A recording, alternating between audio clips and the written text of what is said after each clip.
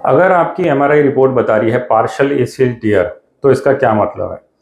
क्या आपको सर्जरी की ज़रूरत है कि नहीं है, कि क्या बाद में सर्जरी की ज़रूरत पड़ेगी? ये बड़े सारे सवाल रहते हैं हमारे दिमाग में। पार्शियल एसीएल टियर एक बहुत ही वेग टर्म है। इसका मतलब ये है कि अगर थोड़े से फाइबर टूटे हैं तो भी हम उसको पार्शियल एसीएल टियर कहते हैं।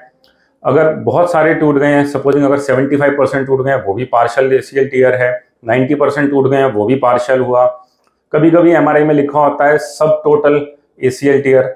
अब ये कितना है सब टोटल, ये कोई नहीं जानता। ये हो सकता है 90% हो सकता है 95% हो। सिर्फ हमें दो चीजें इसमें पता चलती हैं, अगर लिखा है कंप्लीट एसीएल टियर मतलब जब 100% फाइबर्स टूट गए हैं, या फिर पार्शियल एसीएल टियर जो कि 5% भी हो सकता है और 95% भी हो सकता है। तो ज्यादातर लोग जब हमारे पास पार्शियल एसीएल टियर लेके आते हैं तो हमें दो चीजों की जरूरत होती है। पहला ये कि हम उनकी एमआरआई की फिल्म देख के पता लगाएंगे कितने फाइबर एक्चुअल में टूटे हैं, क्योंकि रिपोर्ट में लिखा होता है पार्शियल, लेकिन जब हम एमआरआई की फिल्म देखते हैं तब हमको पता चलता है कि 50% टूटे हैं, 60%, 70%, 80% या 90%, मतलब कितने टूटे हैं। तब हमें प्रॉपर तरीके से पता चलता है कि पार्शियल एसीएल टियर इस पर्टिकुलर पेशेंट में कितने इसके फाइबर्स टूटे हैं। दूसरी, हमें पेशेंट को क्लिनिकली देखना होता है। अब अगर हम एसीएल की बात करें तो उसमें दो तरह के बंडल्स होते हैं, एक आगे की तरफ और अंदर की तरफ, और एक पीछे की तरफ और बाहर की तरफ। तो अब इन बंडल्स का या एसीएल के इन दो भागों का काम भी अलग अलग होता है। तो इसलिए अगर जैसे हम दौड़ने की बात करें या फिर रोटेशन की बात करें तो ये दोनों बंडल अलग अलग रोल प्ले करते हैं। तो जब हम पार्शियल एसीएल टियर की बात करते हैं, हो सकता है दोनों बंडल्स थोड़े थोड़े टूटे हों या एक बंडल पूरा टूट गया हो, तो वो भी पार्शियल एसीएल टियर होता है।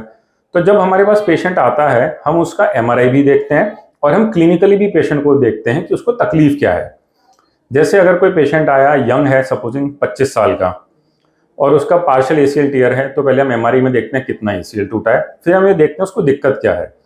जैसे अगर सीढ़ी उतरने में दिक्कत है तो वो एक तरह की इंस्टेबिलिटी है जो कि पेशेंट को परेशान कर रही है।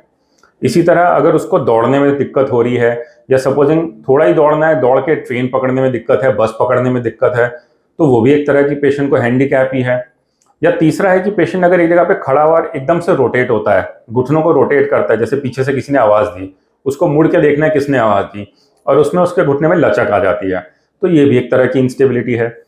तो रोटेशनल इंस्टेबिलिटी है कि दौड़ने में इंस्टेबिलिटी है कि सीढ़ी उतरने में इंस्टेबिलिटी है, ये सारी चीज़ें हम पेशेंट्स को पूछते हैं। बेसिकली इन तीन साइंस में से हम ये पेशेंट को पूछते हैं आपको दिक्कत कितनी है और ये आपको कितनी डेली एक्टिविटीज़ अफेक्ट कर रहा है। अब कुछ पेशेंट्स होते हैं वो बोलते हैं हमारा लाइफस्टाइल ही इतना डिमांडिंग नहीं है, और पार्शियल एसीएल टियर उनको जब निकलता है तो हम पूछते हैं कि आप दौड़ते हो, क्या आप सीढ़ी उतरने में दिक्कत महसूस करते हो, या अगर नी रोटेट हो रहा है तो क्या दिक्कत महसूस करते हो। तो अगर पेशेंट बोलता है मेरे को इनमें कोई दिक्कत नहीं है, और अगर कोई पेशेंट कहता है मेरी उम्र भी 45 साल हो गई है, मेरे को तो ना दौड़ना है, सीढ़ी उतरने का भी ज़्यादा काम नहीं है, तो क्लिनिकली इस पेशेंट को सर्जरी की ज़रूरत नहीं है। लेकिन इसी तरह अगर कोई और पेशेंट है जो यंग है, जो बोलता है कि मेरे को तो दौड़ना भी है और मेरे को पार्शियल इंजरी है, तो मेरे को दौड़ते टाइम पैर लचकता है, या सीढ़ी उतरते हुए पैर लचकता है, या फिर जब मैं खड़ा हूँ रोटेशन में पैर अगर मेरा लचक जाता है और मेरे को दिक्कत हो रही है, तो इन सिचुएशंस में सर्जरी की ज़रूरत पड़ती है। तो पार्शियल एसीएल टियर में हमें दो चीज़ें देखनी होती है, एक तो पेशेंट की दिक्कत क्या है, क्या उसमें इंस्टेबिलिटी या लचक है, और दूसरा एमआरआई क्या दिखा रहा है कि पार्शियल टियर मतलब 20% फाइबर टूटे हैं, 50% या 80%। उस हिसाब से हम डिसाइड करते हैं कि क्या पेशेंट को सर्जरी की ज़रूरत है कि नहीं।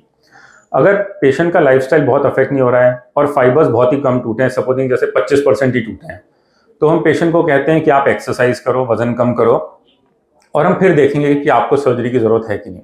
अब इसमें कुछ रीजनरेटिव मॉलिक्यूल्स भी होते हैं जिसका हम इंजेक्शन देते हैं घुटने में, और जो फाइबर्स टूटे होते हैं वो भी धीरे धीरे रीजनरेट हो जाते हैं और पेशेंट को सर्जरी की ज़रूरत नहीं पड़ती। इसी तरह से कोई पेशेंट जिसको कि बहुत ज़्यादा इंस्टेबिलिटी हो या एमआरआई में फाइबर्स बहुत टूटे हों, जैसे 80% फाइबर्स टूट गए, तब हम उसको सर्जरी एडवाइस करते हैं। तो सर्जरी भी आजकल आर्थ्रोस्कोपिक होती है, जिसमें कि हम दोबारा से उसको ऑगमेंट करके एसीएल को बना देते हैं नया, ताकि पार्शियल टियर भी अगर है और पेशेंट को सिम्टम है तो वो धीरे धीरे नया फाइबर जो नया एसीएल हम रिकंस्ट्रक्ट कर देते हैं, वो पेशेंट को किसी भी तरह की फ्यूचर में इंस्टेबिलिटी नहीं होने देता। तो अगर आपको पार्शियल एसीएल टियर है तो एक डॉक्टर को मिलें जो आपको क्लिनिकली भी देखेगा और आपके एमआरआई को देख के आपको बताएगा कि क्या आपको सर्जरी की ज़रूरत है या नहीं है। Thank you.